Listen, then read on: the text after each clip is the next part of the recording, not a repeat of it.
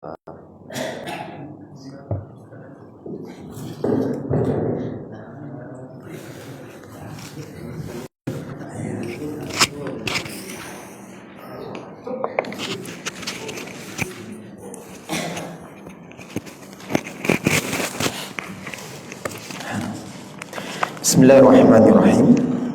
Assalamualaikum warahmatullahi wabarakatuh. Alhamdulillahi rabbil alamin. Wa bihi nasta'inu ala umuri dunya waddin. Wassalatu wassalamu ala nabiyyina Muhammadin wa ala alihi wa ashabihi wa man tabi'ahum bi ihsanin ila yaumiddin. Qala Allah tabaraka wa ta'ala, ya ayyuhalladzina amanu taqullaha haqqa tuqatih wa la tamutunna illa wa antum muslimun. Jemaah yang rahmati Allah Subhanahu wa taala, tak bosan-bosannya kita panjatkan rasa puji syukur kita kehadirat Allah Subhanahu wa taala atas segala curahan rahmat dan nikmatnya untuk kita. Nikmat iman dan Islam yang masih senantiasa kokoh di dalam dada-dada kita, yang dengan nikmat inilah kita masih merasa ringan untuk melangkahkan kaki kita, mengayunkan tangan kita menuju rahmat Allah dalam rangka menunaikan kewajiban kita kepada Allah Subhanahu wa taala.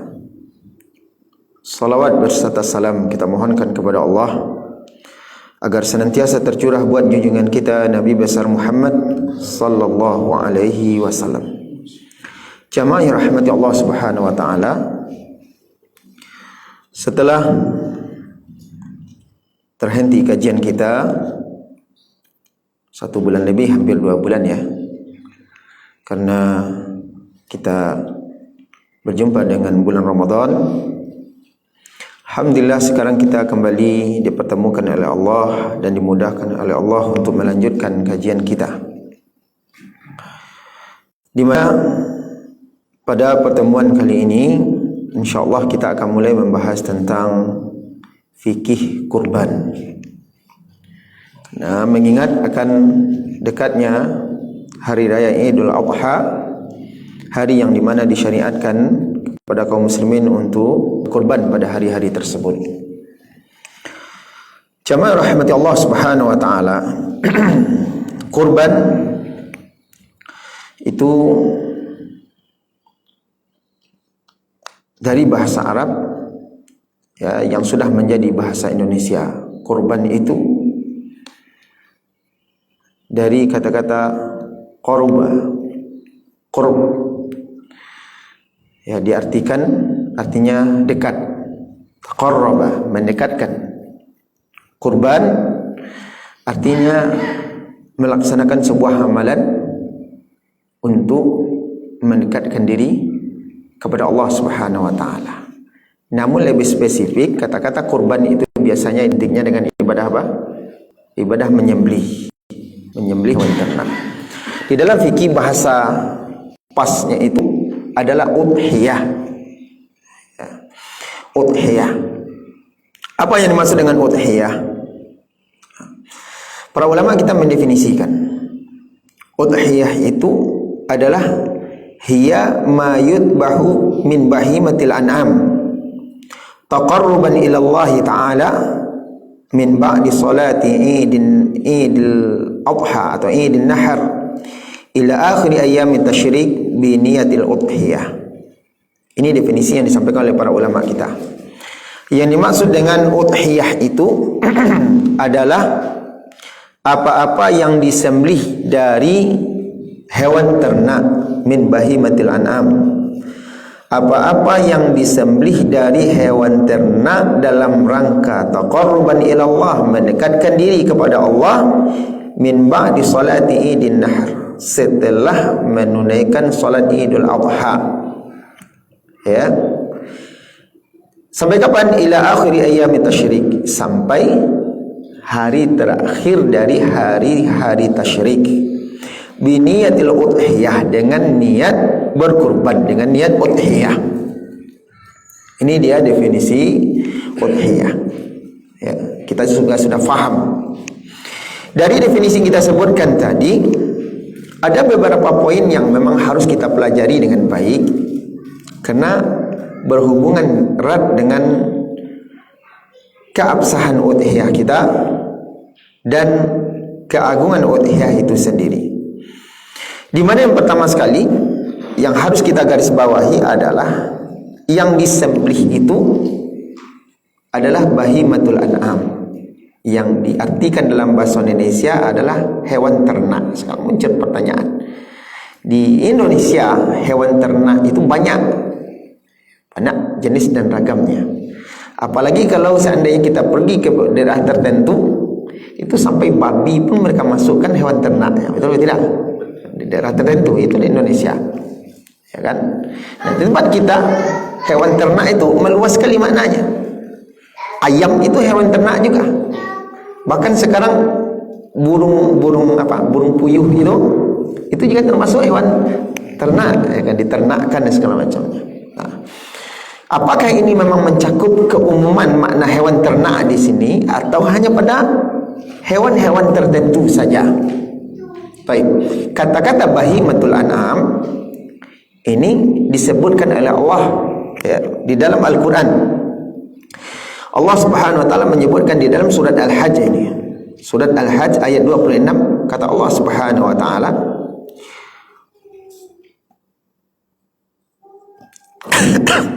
bukan ayat 28. Allah Subhanahu wa taala menyatakan liyashhadu manafi'a lahum wa yadhkuru ismallahi fi ayyamin ma'lumatin ala ma razaqahum min bahimatil an'am fakulu minha wa at'imul ba'isa al-faqir. Kata Allah Subhanahu wa taala, agar mereka menyaksikan berbagai manfaat untuk mereka dan agar mereka menyebut nama-nama Allah pada beberapa hari yang telah ditentukan tersebut. Ini hari-hari yang kita sebutkan tadi. Hari-hari yang ditentukan di sini maksudnya adalah hari raya Idul Adha dan hari-hari tasyrik itu, ya.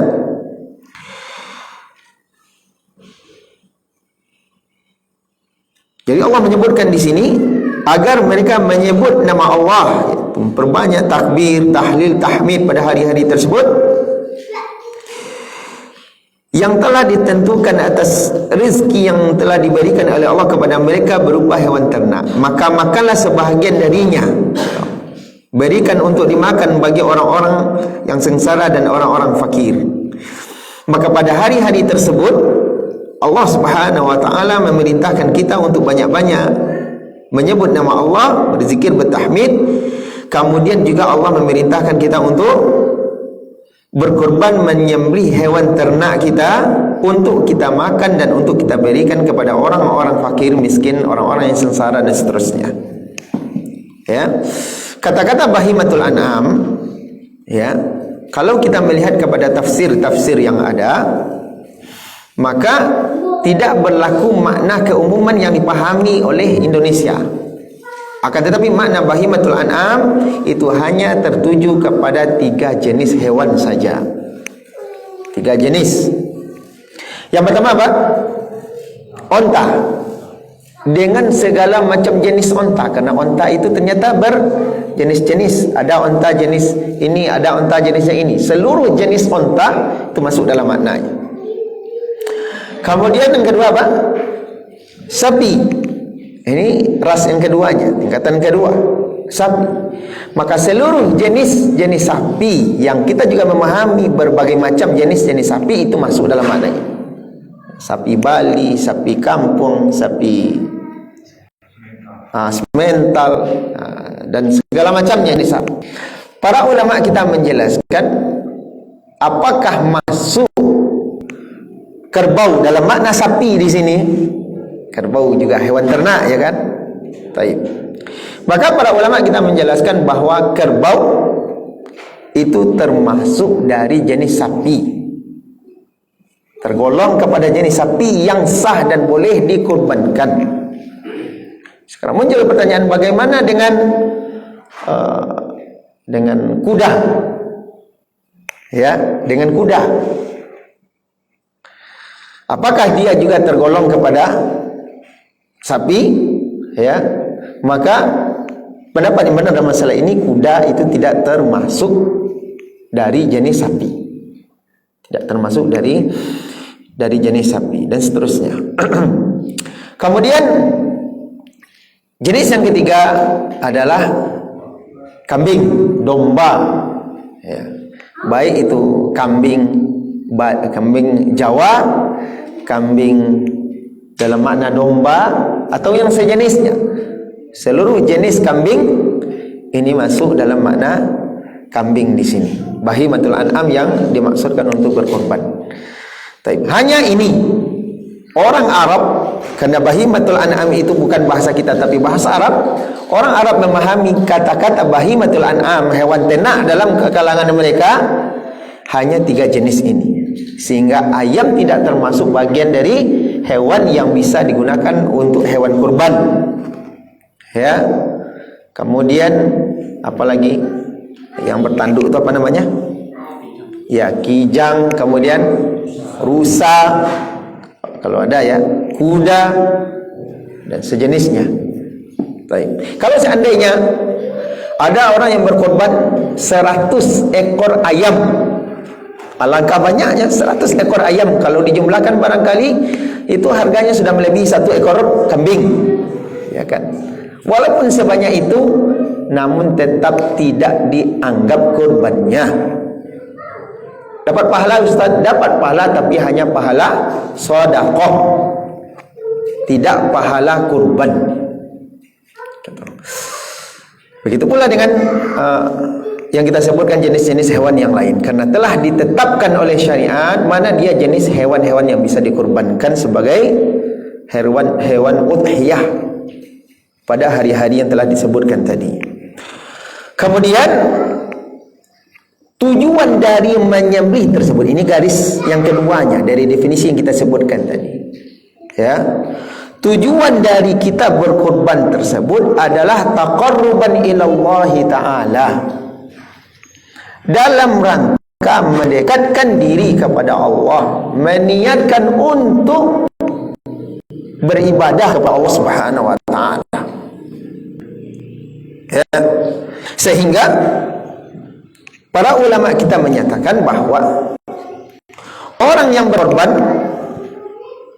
seharusnya hal yang pertama sekali yang harus dia besarkan di dalam dirinya adalah dari sisi dia mendekatkan dirinya kepada Allah melalui ibadah tersebut. Ini yang harus lebih dia besarkan. Di mana tak kala dia ikut menjadi peserta kurban, maka benar-benar melalui ibadah yang dia lakukan ini, dia berharap bisa beribadah kepada Allah dan ibadahnya diterima oleh Allah Subhanahu wa ta'ala. Dan dia sedang merasakan bahwa sekarang dia dalam rangka mentaati Allah Subhanahu wa ta'ala. Sebagai bukti dia tunduk atas perintah Allah Subhanahu wa ta'ala. Bukankah Allah yang memerintahkan di dalam Al-Quran, fasalli li rabbika wanhar, dan solatlah kalian karena Rabbmu dan berkorbanlah. Allah perintahkan untuk berkorban. Maka tak kala kita berkorban, berarti kita sedang tunduk dan patuh terhadap perintah Allah Subhanahu wa ta'ala, dan kita melakukannya dalam rangka taqarrub, mendekatkan diri kepada Allah Subhanahu wa ta'ala. Ya. Maka ini yang harus dijadikan poin terdepan, karena banyak sekali baik dari sisi orang yang berkorban maupun bagi penitia korban, di mana mereka mentargetkan utama dari korban tersebut adalah hewannya itu, dagingnya. Kok kadang aku gak ketik seketik, kan gitu. Walaupun itu memang dianjurkan, di mana hewan yang lebih banyak dagingnya, yang lebih gemuk, tentu itu jauh lebih utama ketimbang yang lebih kecil dan tidak segemuk itu.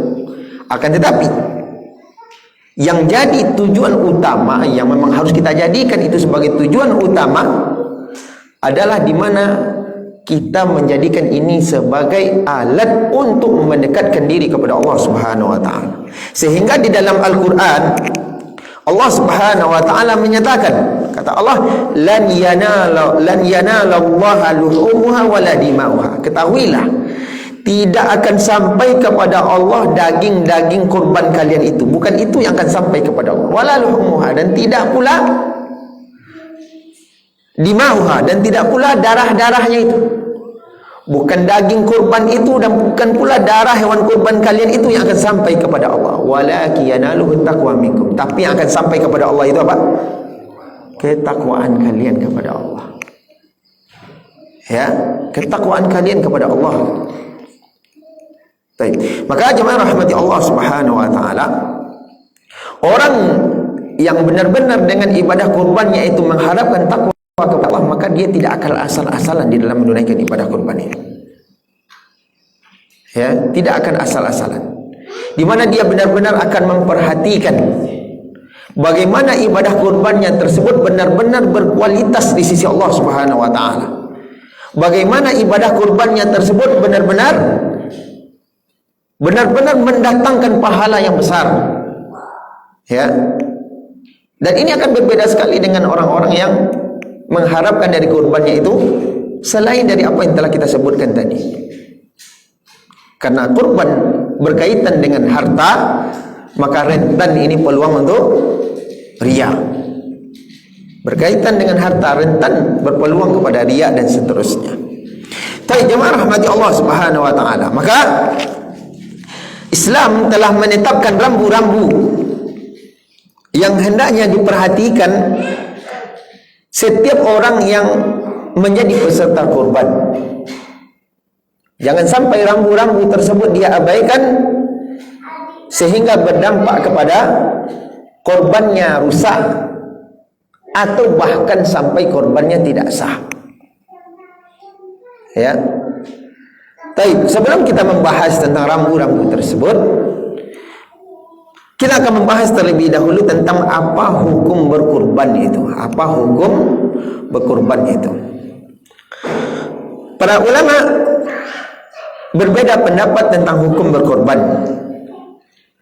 Setelah mereka sepakat bahwa bagi orang yang tidak mampu maka gugur syariat berkurban baginya. Tidak mampu, apa yang bisa dia berbuat? Tapi bagi orang yang mampu, di sini jadi permasalahan, apa hukumnya? Sebahagian para ulama memandang bahwasanya berkorban ini hukumnya wajib bagi orang yang mampu.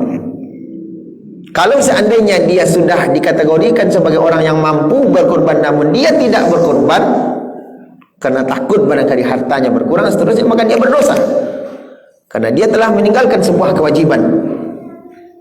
Ini pendapat masyhur di kalangan mazhab Imam Abu Hanifah dan sebahagian pendapat dalam mazhab Imam Ahmad Hambali. Dan ini pendapat yang dikuatkan oleh Syekhul Islam Ibn Taimiyah. Syekh Muhammad bin Shalih Al-Utsaimin lebih condong kepada pendapat ini. Apa dalil yang digunakan oleh kelompok ulama yang pertama yang menyatakan wajib berkorban itu? Di antara dalil yang digunakan adalah berdasarkan zahir dari firman Allah Subhanahu wa taala. Di mana Allah Subhanahu wa taala berfirman dalam ayat yang telah kita bacakan tadi, "Fashalli li rabbika wanhar." Di situ jelas Allah memerintahkan fashalli li rabbika. Dan salatlah karena Rabbmu hai Muhammad, wanhar, dan berkurbanlah. Hukum asal sebuah perintah itu menunjukkan makna wajib. Ini kaidah dalam usul fiqh, al-aslu fil amri yufidul wujub. Hukum asal sebuah perintah menunjukkan makna wajib. Ditambah lagi penekanan wajibnya di mana Allah Subhanahu wa taala menggandengkan perintah berkurban dengan perintah salat.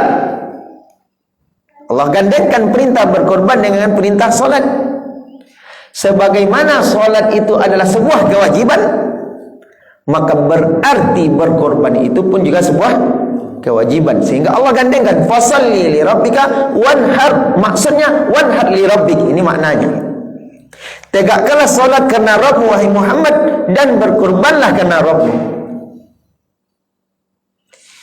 Ayat yang semakna di mana Allah juga menggandengkan salat dengan berkorban adalah dalam firman Allah Subhanahu wa taala surat barangkali ini sudah sering kita baca ayat ini ya. Surah Al-An'am ayat 162 sampai 163. Kata Allah Subhanahu wa taala, "Qul inna salati wa nusuki wa mahyaya wa mamati lillahi rabbil alamin la syarikalah." Dalam ayat ini perhatikan, katakan wahai Muhammad kepada umatmu, inna salati, sesungguhnya salatku, wa nusuki, apa maksud nusuk di sini? Sembelihanku, kurbanku, wa mahyaya, hidupku dan matiku, lillahi rabbil alamin, hanya untuk Allah Subhanahu wa taala. La syarikalahu, tidak ada sekutu bagi Allah dalam masalah ini. Dalam ayat ini perhatikan, Allah juga menggandengkan antara salat dengan sembelihan, dengan kurban. Inna salati wa nusuki, sesungguhnya salatku dan nusukku, sembelihanku. Ya, ini menunjukkan akan wajibnya berkorban sebagaimana Allah wajibkan salat. Dalil yang lain yang menjelaskan akan wajibnya berkorban itu bagi orang yang mampu, memang dikaitkan ini bagi orang yang mampu, adalah hadis Nabi sallallahu alaihi wasallam yang dikeluarkan oleh Imam Bukhari, Imam Muslim. Kata Nabi sallallahu alaihi wasallam, "Man dzabaha qabla as-salati falyadbah makanaha ukhra." Siapa yang terlanjur menyembelih hewan korbannya sebelum salat Id, falyadbah makanaha ukhra, maka hendak dia mengulangi menyembelih hewan sekali lagi setelah salat Id. Kata para ulama, kalaulah seandainya berkurban itu hukumnya sebatas sunnah, kenapa Nabi tetap memerintahkan untuk mengulangi kurbannya? Kurban orang yang sudah terlanjur menyembelih sebelum salat Id tadi, betul atau tidak? Ya, seharusnya kalau sunnah hukumnya kan tidak perlu. Dari sisi pahala toh dia juga sudah dapat kan gitu kan? Karena pahala sedekah. Walaupun kurbannya tidak sah. Namun ternyata Nabi SAW tetap memerintahkan falyadbah, ulangi sembelihannya itu. Ulang dia menyembelih lagi, cari hewan lagi, beli lagi, sembelih lagi, makanaha ukhra, di tempat yang lain, artinya setelah salat Id. Kenapa diulang oleh Nabi untuk memerintahkan? Menjelaskan ini hukumnya adalah wajib. Maka kepada pendapat inilah condong sebahagian para ulama, sebagaimana kita sebutkan tadi, Syekhul Islam Ibnu Taimiyah dan Syekh Muhammad bin Shalih Al-Utsaimin lebih condong kepada pendapat pertama ini. Maka berhati-hati hendaknya orang-orang yang telah Allah berikan kelapangan rezeki, kemampuan untuk berkorban, hendaknya jangan dia sampai tidak berkorban, karena ini adalah sebuah ibadah yang hukumnya wajib. Ditambah lagi ini dalil, di antara dalil yang juga kuat ini menguatkan. Ditambah lagi terdapat ancaman bagi orang yang mampu berkorban namun tidak mau berkorban. Ada ancamannya. Ya, iya. Hadis Nabi sallallahu alaihi wasallam, hadis dikeluarkan oleh Imam Ahmad, dikeluarkan oleh Imam Ibnu Majah, disahihkan hadis ini oleh Imam Al-Hakim. Nabi sallallahu alaihi wasallam menyatakan, "Man wajada sa'atan," siapa yang memiliki kelapangan rezeki, falam yudahhi, namun dia tidak mau berkurban, fala yaqrabanna musallana, maka jangan dia dekat-dekati tempat salat kami. Ya, terdapat ancaman, maka jangan dia dekat-dekati tempat salat kami. Padahal untuk menunaikan salat Id ya di lapangan tempat salat itu tidak hanya disyariatkan oleh Nabi, diperintahkan oleh Nabi orang-orang yang akan sholat saja, orang-orang yang tidak akan sholat pun disyariatkan, betul tidak? Sehingga diperintahkan wanita-wanita yang haid sekalipun untuk datang ramai-ramai ke lapangan menghadiri pelaksanaan sholat Id, betul tidak? Iya, wanita haid. Sebegitu tingginya penekanan dari Nabi untuk menghadiri pelaksanaan sholat Id, sampai wanita yang haid yang tidak akan mungkin dia ikut sholat tetap disyariatkan oleh Nabi untuk datang. Wanita yang hukum asalnya sholat di rumah jauh lebih utama bagi mereka. Rumah mereka buyutuhunna khairun lahun, kata Nabi. Rumah-rumah mereka itu jauh lebih baik bagi mereka. Namun untuk pelaksanaan sholat Id ternyata mereka para wanita, bahkan wanita yang haid sekalipun, Nabi SAW syariatkan untuk keluar dari rumahnya mendatangi tempat sholat. Walaupun demikian, terkhusus bagi orang-orang yang Allah lapangkan rezekinya namun tidak mau berkorban, Nabi SAW menyatakan fala yaqrabanna musallana, jangan dia dekat-dekat di tempat sholat kami. Ancaman atau tidak? Ancaman. Sekarang muncul pertanyaan, kalau seandainya berkorban itu adalah amalan sunnah, mungkinkah seseorang akan mendapatkan ancaman lantaran meninggalkan amalan sunnah? Mungkin tak? Mungkinkah seseorang akan mendapatkan ancaman lantaran meninggalkan amalan sunnah? Tidak mungkin. Karena yang namanya sunnah di kerajon bapahalo, kalau tidak di kerajon tidak masalah. Sekarang kalau tidak dia kerjakan, dia mendapatkan ancaman. Ini menjalankan kalau itu bukan sunnah. Ya. Baik. Maka ini dia di antara dalil yang digunakan. Baik. Berarti wajib Ustaz, tunggu dulu kita bahas, nanti baru kita kuatkan nanti.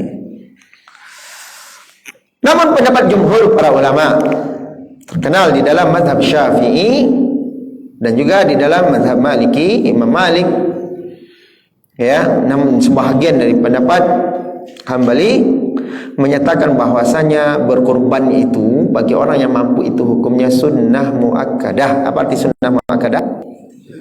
Amalan sunnah yang sangat ditekankan, ya, amalan sunnah yang sangat ditekankan, tidak sampai kepada level wajib. Dia sangat ditekankan namun tidak sampai kepada level wajib. Ya.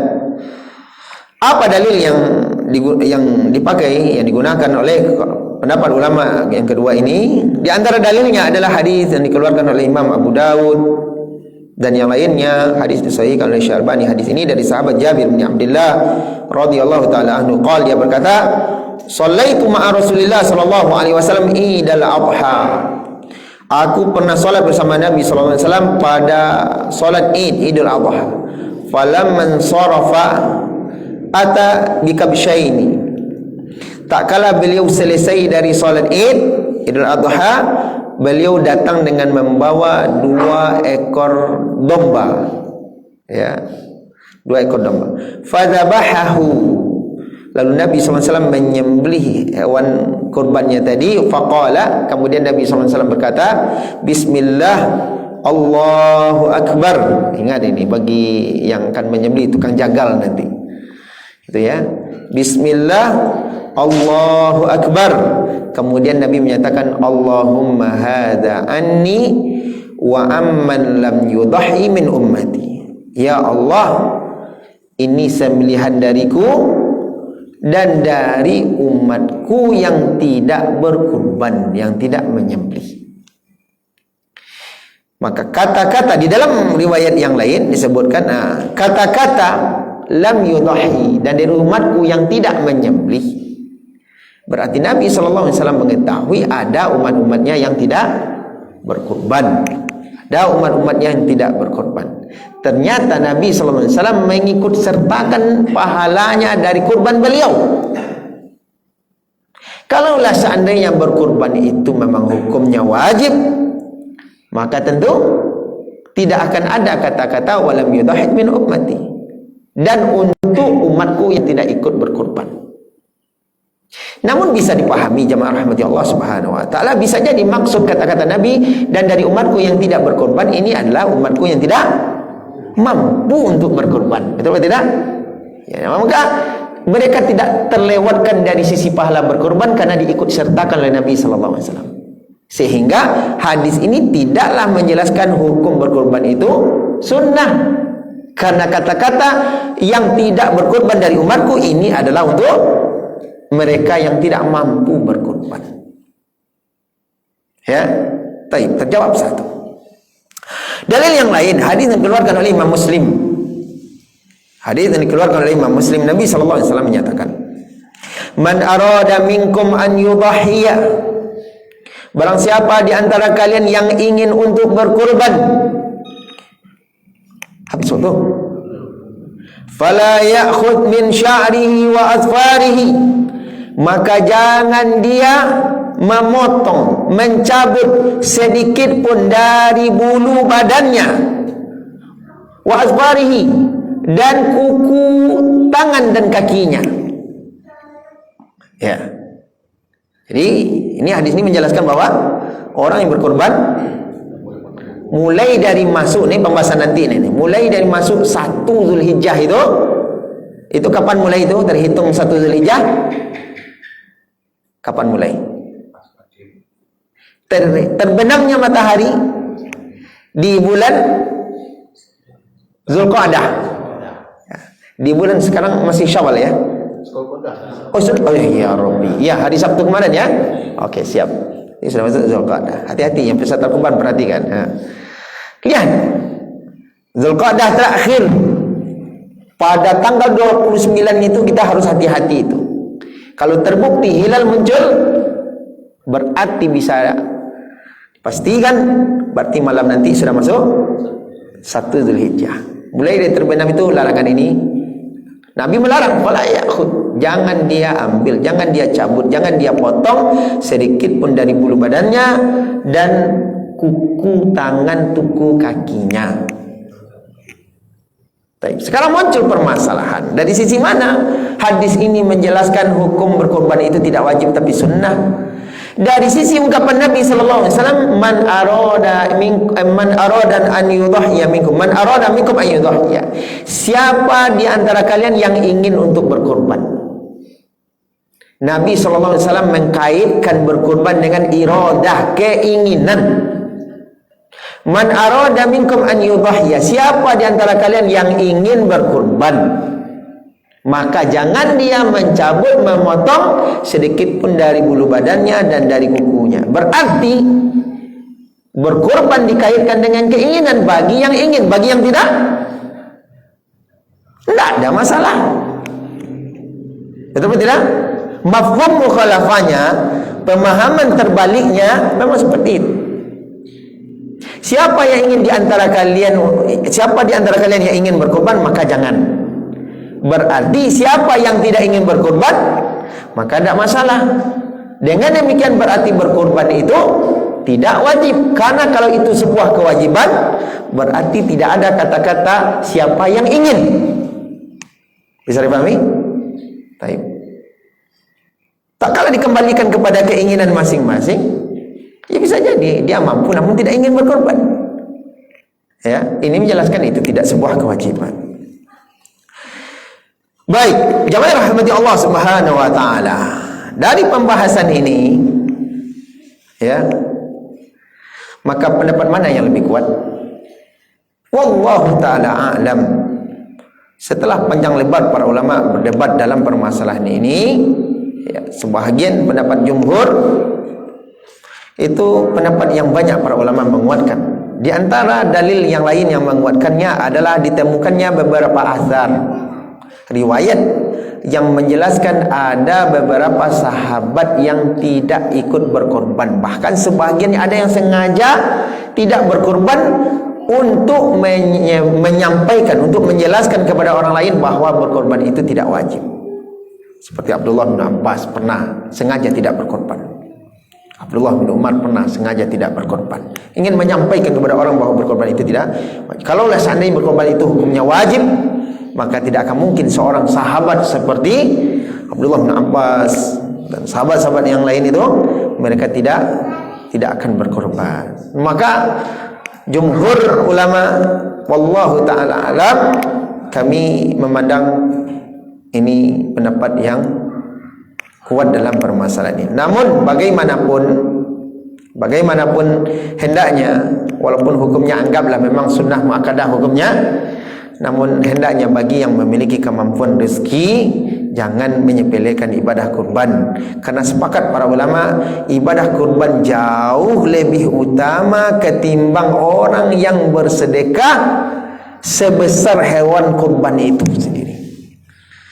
Ini dia akan berkorban 1 ekor kambing.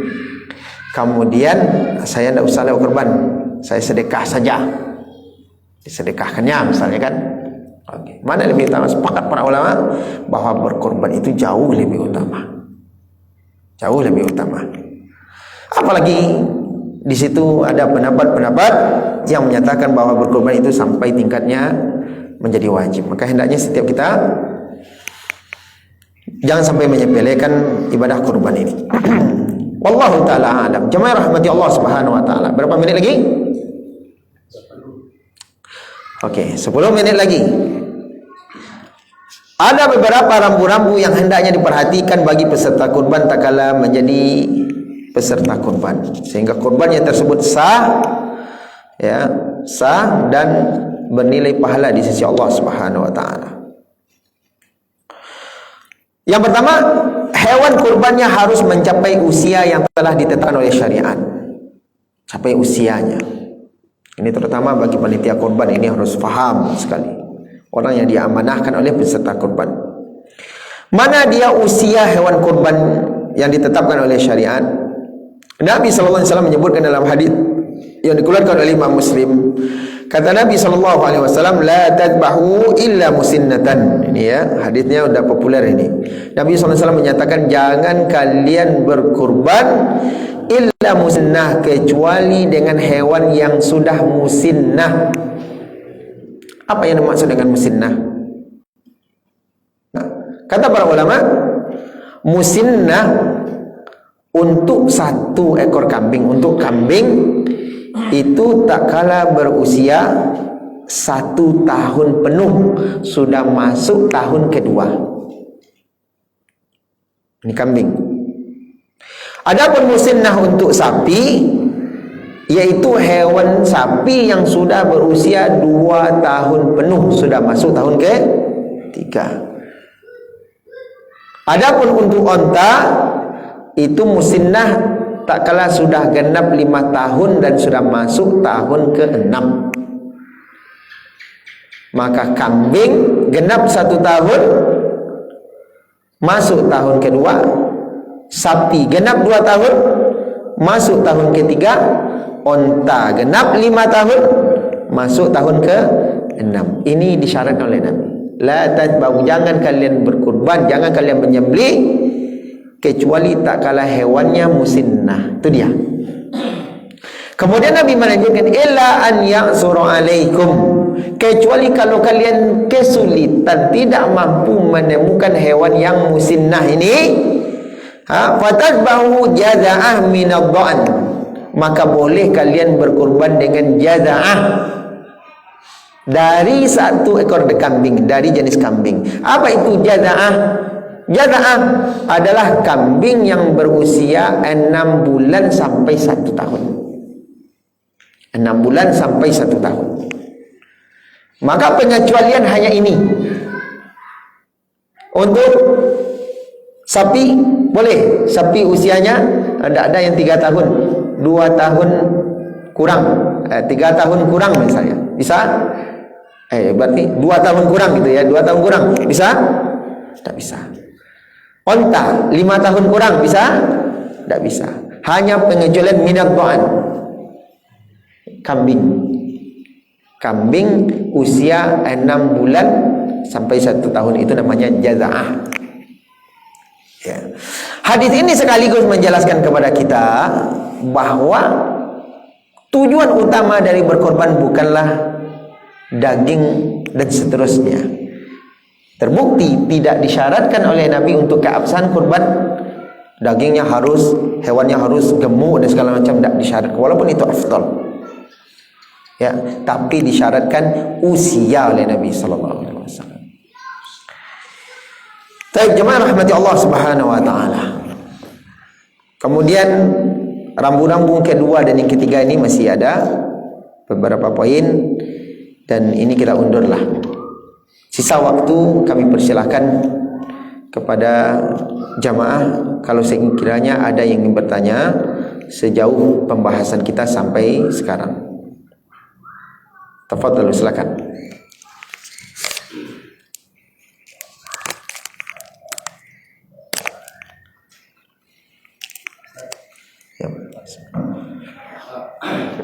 Apakah berkurban ini lebih disunahkan atau diharamkan? Teruskan di tempat kita berdomisili atau di tempat lain, mana yang lebih baik? Oke. Di mana yang lebih utama kita berkorban? Apakah berkorban di tempat kita, di tempat kita berdomisili, atau berkorban di tempat yang lain? Yang jauh lebih utama adalah berkorban di tempat kita berdomisili, karena orang-orang fakir miskin yang ada di sekitar kita itu termasuk tanggung jawab kita, dan kita akan ditanya oleh Allah Subhanahu wa taala. Ya, akan ditanya oleh Allah Subhanahu wa taala.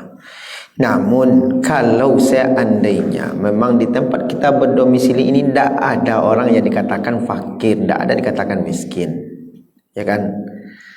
Kemudian yang akan berkorban misalnya banyak, boleh tidak kita salurkan ke sebuah tempat yang di situ banyak orang-orang fakir miskin dan tidak ada kurban di situ misalnya, maka Allah Ta'ala insyaAllah tidak masalah dalam masalah ini, sebagaimana kita baca fatwa dari sebagian para ulama. Namun bercerita mana yang lebih utama, para ulama sepakat lebih utama adalah tempat berdomisilinya, gitu ya. Wallahu Ta'ala.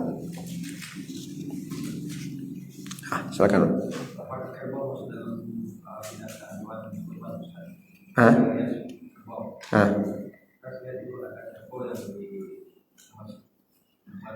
Oke. Ya, kerbau. Kerbau tadi masuk dalam kategori mana? Maka para ulama menyatakan kerbau itu sah menjadi hewan kurban karena dia tergolong kepada sapi. Ya, tergolong kepada sapi. Ya. Yang kategori mampu wajib untuk berkorban itu apa? Kan itu kan relatif. Karena saat buku ada yang baca ini kategori yang minimal mendekati kalau kita paham. Oke. Kategori mampu dia untuk berkorban itu bagaimana? Pertama sekali, yang akan kebutuhan pokoknya hari itu ada, tidak akan sampai utang-utangan dia, ya kan? Kemudian setelah kebutuhan pokoknya ada ketika itu, tidak ada tanggungan yang lain yang harus, kecuali misalnya SPP anak ada lo tiba kau harus bayar lo, kalau tidak ada satu lo nak ujian aja misalnya. Nah, kalau seandainya kebutuhan pokok terpenuhi ketika itu dan tidak ada tanggungan yang lain, kemudian dia memiliki harta yang sampai untuk berkorban, sampai untuk 1 ekor kambing misal, atau 1 peserta kurban, maka dia dikategorikan sebagai orang yang mampu, ya kan? Tidak ada tanggungan. Tapi kalau Ustaz, ambo sedang menabung kini, untuk apa menabung? Untuk kamambi perumahan cik di situ, atau nak masuk? Nak masuk. Kecuali memang dia tak punya rumah, tempat tinggal segala macam, ya kan? Oke. Tapi dia ada tempat tinggalnya, misal, walaupun itu ngontrak, ya kan? Maka kita katakan dia termasuk orang yang mampu. Dianjurkan dia, sebagaimana yang kita kuatkan tadi, dianjurkan dia untuk berkorban. Dan yakinlah Allah telah menjanjikan di dalam Al-Quran, anfiq yunfaq ilaih, berinfaklah, bersedekahlah, maka Allah akan berinfak kepada kalian. InsyaAllah Allah carikan ganti tempat yang lain. Wallahu ta'ala. Terima kasih atas segala perhatian, mohon maaf atas segala kekurangan. Kita tutup dengan